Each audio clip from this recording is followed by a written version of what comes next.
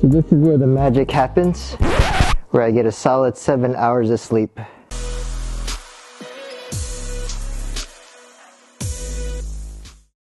Alpha Day Guam and beyond. So let's talk about sleep hygiene or sleep habits. So some of the things I wanted to talk about are some of the things you want to wear. What are the things you can do to induce better sleep? Starting off, if you are shower at night before to go to bed, I do recommend getting on a hot shower. It's been shown that if you do a hot shower and that rapid cooling of the body from hot to cold is what will induce faster, better sleep. And once you dry off, put on your clothes, I recommend try to remove a lot of the plastics in your life, the polyesters and the synthetic fabrics, and try to use 100% cotton wear. They've been very loose. Shout out to Heirs to Islands. They have a lot of 100% cotton. If you can do organic cotton, that's even better. And in terms of also things that can help you induce for sleep, light is very important. So you want to really minimize the amount of blue light, LED light in the house, and especially 1 to 2 hours even before you go to bed.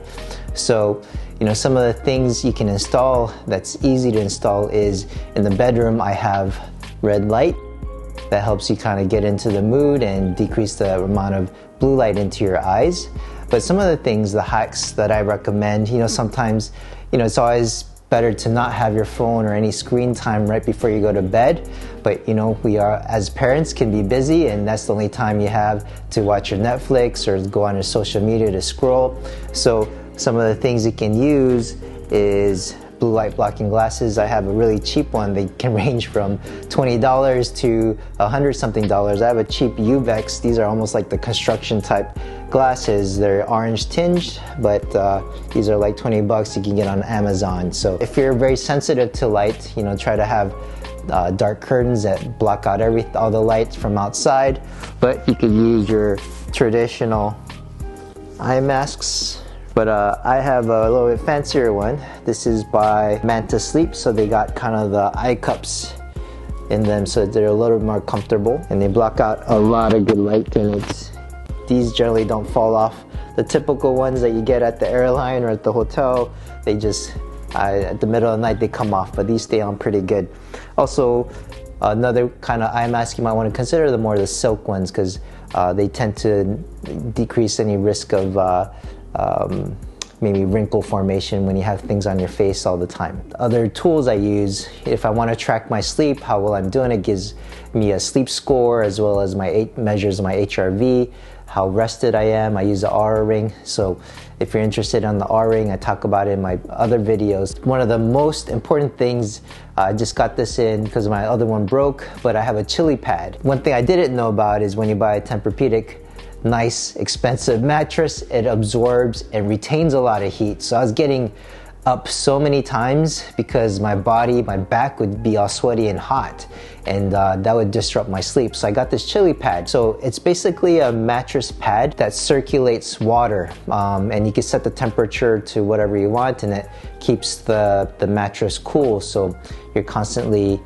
cool throughout. And you can also have different settings where it kind of warms up to get you ready for waking up. So, and one other, not related to sleep necessarily, but one thing I would always recommend in the bedroom is to have an air filter system and keep the air clean, because there's probably a lot of dust, and maybe some people sleep with dogs in the bedroom, so you want to keep the dog dander out of your system. So air purifier system is valuable in the bedroom or wherever else you stay, most in the house or in the office. The last few things I wanted to talk about was temperature. So some of the most studied temperatures for optimal sleep is between 65 to 75. I set my AC to about 73 to 75, and it seems like cooler temperatures allows you to sleep optimally.